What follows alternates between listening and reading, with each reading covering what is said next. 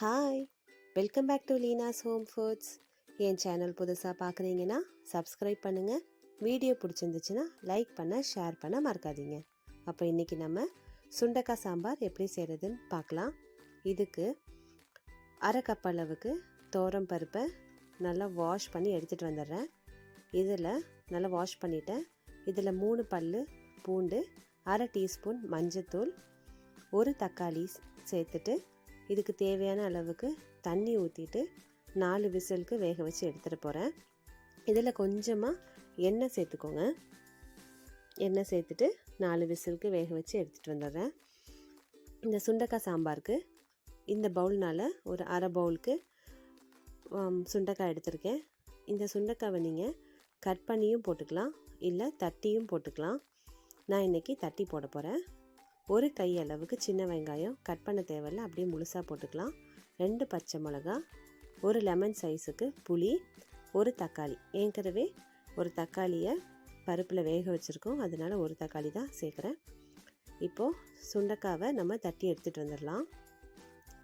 இதை இந்த பவுலில் கொஞ்சம் கொஞ்சமாக போட்டு தட்டுங்க, அப்போ தான் நல்லா தட்ட முடியும். இந்த மாதிரி ஃபுல்லாக போட்டால் ஒழுங்காக தட்ட முடியாது. அப்போ இதை தட்டி எடுத்துகிட்டு வந்துடுறேன். சுண்டக்காவை நல்லா தட்டி எடுத்து வச்சுக்கிட்டேன். இப்போது சாம்பார் செய்கிறதுக்கு ஸ்டார்ட் பண்ணிடலாம். ஒரு அடுப்பில் கடாயோ இல்லை இந்த மாதிரி மண் சட்டியோ வச்சுக்கோங்க. எண்ணெய் ஊற்றிக்கோங்க. நீங்கள் எந்த எண்ணெய் யூஸ் பண்ணுறீங்களோ அந்த எண்ணெய் ஊற்றிட்டு எண்ணெய் சூடானதும் 1 டீஸ்பூன் கடுகு சேர்த்துக்கலாம். கடுகு வெடித்ததும் 1/4 டீஸ்பூன் வெந்தயம் சேர்த்துக்கலாம். அதில் 2 வரமிளகா, கொஞ்சமாக கருவேப்பிலை போட்டு தாளிச்சிடலாம். இப்போ இந்த ஸ்டேஜில் 1 டீஸ்பூன் பெருங்காயத்தூள் சேர்த்துக்கோங்க.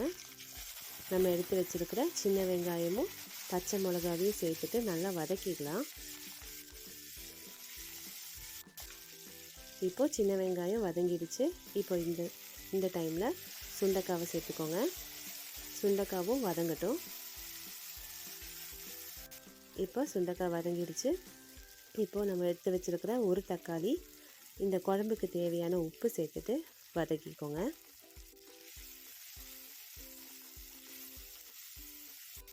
இப்போ தக்காளி வதங்கிடுச்சு. இப்போது அடுப்பை சிம்மில் வச்சுட்டு 1/2 டீஸ்பூன் மஞ்சத்தூள் சேர்த்துக்கோங்க. 2 டேபிள் ஸ்பூன் சாம்பார் பொடி சேர்த்துக்கோங்க. இந்த சாம்பார் பொடி காரம் கம்மியாக இருக்கிறதுனால நான் எக்ஸ்ட்ரா மிளகாத்தூள் சேர்த்துருக்கேன். உங்களுக்கு வேண்டான்னா அவாய்ட் பண்ணிக்கோங்க.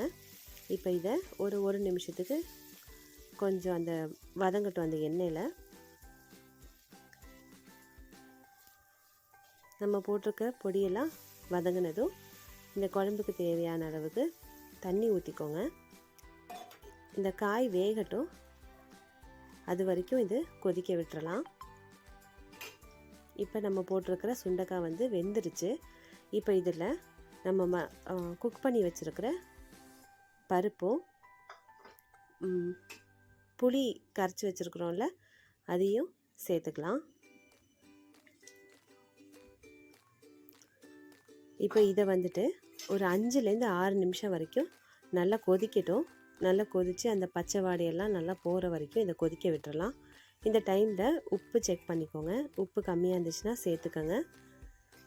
இப்போ இது 5லேருந்து 6 நிமிஷம் வரைக்கும் நல்லா கொதிஞ்சு அதோட பச்சை வாடையெல்லாம் போயிடுச்சு. இப்போ இதில் உங்களுக்கு தேவைன்னா கொஞ்சமாக வெல்லம் சேர்த்துக்கோங்க. நான் வெல்லம் கொஞ்சமாக சேர்க்க போகிறேன். உங்களுக்கு வேண்டான்னா கம்ப்ளீட்டாக நீங்கள் அவாய்ட் பண்ணிக்கலாம். பட் நீங்கள் சேர்த்திங்கன்னா கொஞ்சம் இந்த டேஸ்ட்டை என்ஹான்ஸ் பண்ணி கொடுக்கும். லாஸ்ட்டாக கொஞ்சமாக கருவேப்பிலை சேர்த்துக்கோங்க. ஒரு கையளவுக்கு மல்லி இலை சேர்த்துக்கலாம்.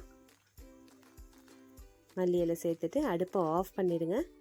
அவ்வளோதான், நம்மளோட சுண்டக்காய் சாம்பார் ரொம்ப சூப்பராக ரெடி ஆயிடுச்சு. ரொம்ப டேஸ்ட்டாக இருக்கும். குழந்தைங்களுக்கெல்லாம் ரொம்ப பிடிக்கும். அப்போ நீங்களும் கண்டிப்பாக ட்ரை பண்ணி பாருங்கள். ட்ரை பண்ணி பார்த்துட்டு எப்படி இருக்குன்னு மறக்காமல் கமெண்ட் பண்ணுங்கள். இந்த வீடியோ பிடிச்சிருந்துச்சுன்னா உங்கள் ஃப்ரெண்ட்ஸ் எல்லாத்துக்கும் ஷேர் பண்ணுங்கள். அப்புறம் மறக்காமல் என் சேனலுக்கு சப்ஸ்கிரைப் பண்ணிவிட்டு என்னை கொஞ்சம் சப்போர்ட் பண்ணுங்கள். அப்போ நம்ம அடுத்த வீடியோவில் பார்க்குற வரைக்கும் பாய்.